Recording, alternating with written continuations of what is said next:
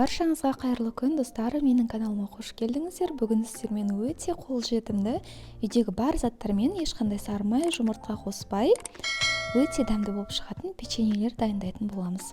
Ең алдымен шоколадный печеньені дайындаймыз.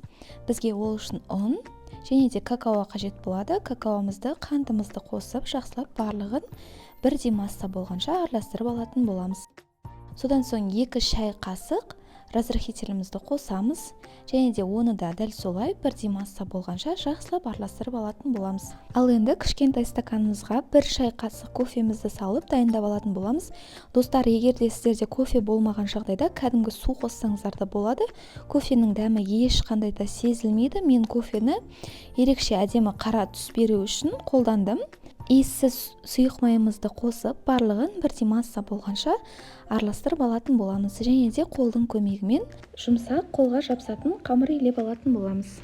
Артық ұн қажет етілмейді. Мен барлығын тараздың көмегінсіз үйдегі миллиграмм жазылған ыдыстармен өлшеп дайындадым, және де қасықтармен өлшеп дайындадым. Ешқандай таразы қажет етпейді.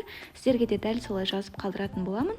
Мінекей осындай греческий жаңғақтың көлеміндей етіп домалақ форма беріп, алдын ала духовкамызды 180 градусқа қыздырып қоятын боламыз.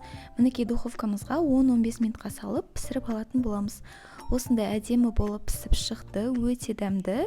Жұмыртқа май қоспасақ та үгітіліп өте дәмді болып шықты. Ал енді екінші печеньемізді дайындаймыз. Үйде желінбей қалып кеткен кез келген вареньені қолдансаңыздар болады.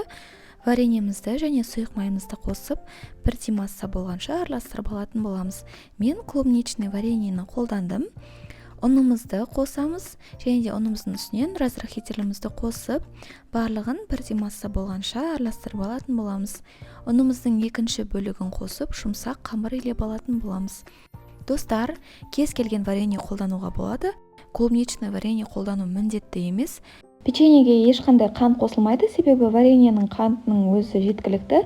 Егер де сіздің вареньеңіздің қанты аз болатын болса, онда қант қоссаңыз болады. Бұл печеньемізде дәл солай қолдың көмегімен грек жаңғағының көлеміндей етіп, домалақша форма беріп, жасап шығатын боламыз.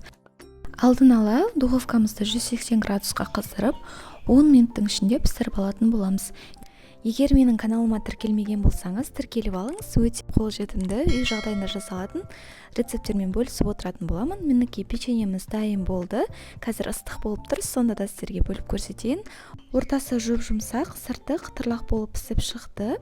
Достар, үй жағдайында балаларыңызға осындай өте қолжетімді және де маргаринсіз, зиянсыз печеньелер дайындап беріңіздер.